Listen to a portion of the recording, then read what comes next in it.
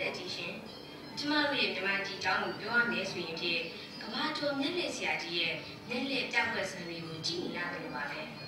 2008ဖွဲ့စည်းပုံအခြေခံဥပဒေကြီးကိုအတည်ပြုဖို့အတွက်နာဂိစ်မုန်တိုင်းကြောင့်တည်ကြည်ပျက်စီးရတဲ့ပြည်သူတွေရဲ့ဒုက္ခကိုလာမငဲ့ကွယ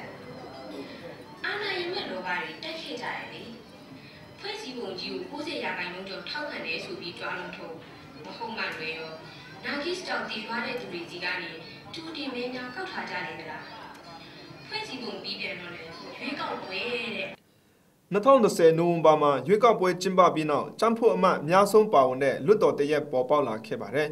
မြန်မာပြည်သူတွေအနေနဲ့မိမိတို့ရဲ့နှိမ့်ချနေတဲ့စီးပွားရေးလူမှုရေးစတဲ့အခြေအနေတွေကိုဒီလွတ်တော်မှာတင်ပြဆွေးနွေးနိုင်မယ်လို့ယုံကြည်အားကိုးခဲ့ကြတော့လဲလွတ်တော်အမတ်တွေအနေနဲ့မစွမ်းဆောင်နိုင်တဲ့အပေါ်မှာမူတည်ပြီးအမျိုးသမီးများအဖွဲ့ချုပ်မြန်မာနိုင်ငံကချွတ်ချော်တဲ့လွတ်တော်ဆိုတဲ့ဗီဒီယိုဇာတ်လမ်းတစ်ပုဒ်ကိုဖန်တီးခဲ့ပါတယ်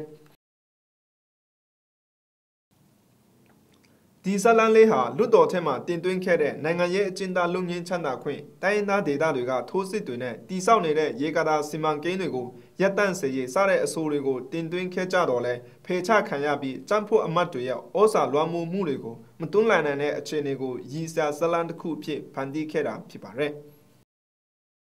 ကျွန်တော်ចောင်းဖို့အမတ်တစ်ခုလောက်ဆွေးနွေးတင်ပြချင်ပါတယ်ခင်ဗျာဟုတ်ပါပါတယ်ဟုတ်ပါပါတယ်ကျောင်းမှာကဘာမှမပြောသေးစွတ်တော့ကျွန်တော်နိုင်ငံဟာဒီလောက်တန်ခါပေါ်များရတာနဲ့ဘာကြောင့်ဆင်းရဲသွားလို့လဲဆိုတော့ဖြေရှာကြည့်တဲ့အခါမှာဆိုင်ရှင်ရောက်ပြပါတယ်မဟုတ်ဆိုင်ရှင်ရောက်ပြပါတယ်အဲ့ဒီစီဝိုင်းပိတ်ဆို့မှုကြီးဟာကျွန်တော်နိုင်ငံကိုအကြီးအကျယ်ကိုထိခိုက်စေပါတယ်ခင်ဗျာဟုတ်ပါပါတယ်ဟုတ်ပါပါတယ်ဟုတ်ပါပါတယ်ဘယ်လိုကစီဝိုင်းပိတ်ဆို့မှုကြီးဟာမရှိခဲ့ဘူးဆိုရင်ကျွန်တော်တို့ကအခုချိန်မှာမန်ယူလိုသိပြီးတော့ဝယ်လို့ရတယ်အဲ့ဒါကြောင့်ကျွန်တော်တို့ကြီးကြပ်ဒီထိခိုက်နေများစေတဲ့ဒီစီးပွားရေးပိတ်ဆို့မှုကြီးကိုကြောက်သေးလို့တင်ပြပါတယ်ခင်ဗျာထောက်ပါကြပါခင်ဗျာမဟာရရထောက်ပါကြပါပိုးဆိုးမတဲ့ထောက်ပါကြပါခင်ဗျာထောက်ပါကြပါထောက်ပါကြပါကဲဟောပါကြပါဆိုတော့အမတ်ဆိုတာကတော့ပြောရမယ်ဆိုလို့ရှိရင်ပြည်သူတွေကနေပဲရွေးချယ်လိုက်တဲ့သူတွေဖြစ်တယ်ပြည်သူတွေကဘာကြောင့်ရွေးချယ်ရတယ်လဲဆိုတော့တကယ်လူမှုအတိုင်းဝိုင်းမှာဖြစ်နေတဲ့အနေထားတွေအားလုံးကိုစားပြုပြီးတော့မှတင်ပြပြောဆိုဆွေးနွေးပေးနိုင်ဖို့အတွက်ကိုကျွန်တော်ရွေးချယ်တာဖြစ်တယ်ဆိုတော့အမတ်တွေရဲ့တာဝန်ကတော့ပြည်သူတွေရဲ့ဘဝအတွက်တကယ်လိုအပ်နေတဲ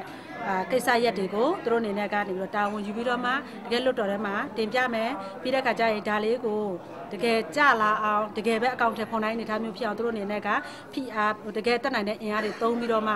ှအားသုံးခွန်ဆိုင်လှုပ်ဆောင်မဲ့သူမျိုးတွေဖြစ်တယ်။ဘာဖြစ်လို့လဲဆိုတော့အမတ်တွေရဲ့စဉ်းစားချက်ကအမတ်တွေဟာပြည်သူတွေအတွက်ဖြစ်တယ်။နိုင်ငံကောင်းကျိုးကိုတည်ပိုးနေတဲ့ဥဆောင်နေတဲ့သူတွေဖြစ်တယ်။ပြည်တွင်းမှာရှိတဲ့မီဒီယာတွေကလွတ်တော်ကိုလွတ်လပ်စွာမွေးဖန်နိုင်တဲ့အပေါ်မှာပြည်ပရုပ်သံကိုအသုံးပြုပြီးလွတ်တော်ရဲ့ချွတ်ချော်မှုတွေကိုပြည်သူတွေသိရှိအောင်တင်ပြရခြင်းဖြစ်တယ်လို့သိရပါတယ်။ဒီရုပ်သံမီဒီယာပေါ့နော်ကျမတို့လည်းဆက်ပြီးတော့မှအကောင့်တွေဖော်တာဖြစ်တယ်။ဘာဖြစ်လို့လဲဆိုတော့အခုလိုတိုးတက်နေတဲ့နီးပညာခေတ်ကြီးထဲမှာပေါ့နော်ရုပ်သံမီဒီယာအမတန်မှအထီးရောက်ဆုံးဆက်သွယ်မှုတစ်ခုလို့ကျမတို့မြင်တယ်။ဒါကြောင့်မို့ဒီရုပ်သံမီဒီယာကိုအသုံးပြုပြီးတော့မှဒီချွတ်ချော်တဲ့လွတ်တော်တစ်ခုကိုကျမတို့ဖော်ဆောင်ခဲ့တယ်။ပြီးတော့မှလည်းပဲတကယ်စီးပွားရေးလူမှုရေးကျန်းမာရေးပညာရေးနိုင်ငံရေးအရာရှုပ်ထွေးပွေလီနေတဲ့အနေအထားတွေအားလုံးကိုပြည်သူတွေဘဝတွေနဲ့ထိစပ်နိုင်တဲ့အနေအထားမျိုးတစ်ခုကျမတို့ဖန်တီးပြီးတော့မှဒီရုပ်သံမီဒီယာနဲ့ဖော်ပြခြင်းနဲ့စံတာတွေကြောင့်မလို့အခုလိုဒီခွေလေးကိုလုပ်ရခြင်းဖြစ်တာပေါ့နော်အမျိုးသမီးများအဖွဲ့ချုပ်မြန်မာနိုင်ငံကနေပြီးတော့တက်ကော်လီတန်ချက်2010 WLB စင်ခေါ်တန်အခုချွတ်ချော်တဲ့လွတ်တော်စတဲ့ဗီဒီယိုဇာတ်လမ်းတွေကိုထုတ်လုပ်ခဲ့ပါတယ်ဇွန်လ14ရက်နေ့မှာပြုလုပ်တဲ့ချွတ်ချော်တဲ့လွတ်တော်ဗီဒီယိုမိတ်ဆက်ပွဲမှာအမျိုးသမီးများအဖွဲ့ချုပ်မြန်မာနိုင်ငံကလူငယ်တွေရဲ့စူးစမ်းမှုကိုကရင်အမတ်ဖြစ်ပါဝင်တည်ဆောင်ထားတဲ့ဦးသိန်းဝင်းကဂုဏ်ပြုစကားပြောကြားခဲ့ပါတယ် WLB မှာပါဝင်တဲ့လူငယ်တွေရဲ့စူးစမ်းချက်ကိုကျွန်တော်သိရှိကြပါတယ်ကျွန်တော်စိတ်ထဲမှာလူငယ်တွေဟာတာဝန်ရှိတဲ့เนาะတာဝန်ကြီးယူထားတဲ့အနေအထားမျိုးရောက်လာတယ်လူငယ်တွေဟာဒါတော့ကျွန်တော်တို့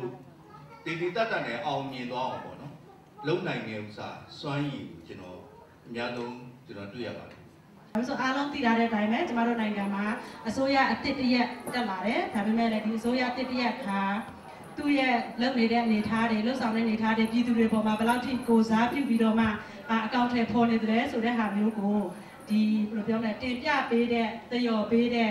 ဟိုလွတ်တော်ပုံစံမျိုးလေးတစ်ခုကိုကျမတို့မျိုးမျိုးဖတ်ချုပ်မြန်မာနိုင်ငံကနေပြီးတော့မှတင်ပြဖော်ပြထားတာဖြစ်ပါတယ်ဆိုတော့ကျမတို့ရဲ့ခေါင်းစဉ်ကချွတ်ချော်တဲ့လွတ်တော်လို့ကျမတို့ပေးထားပါတယ်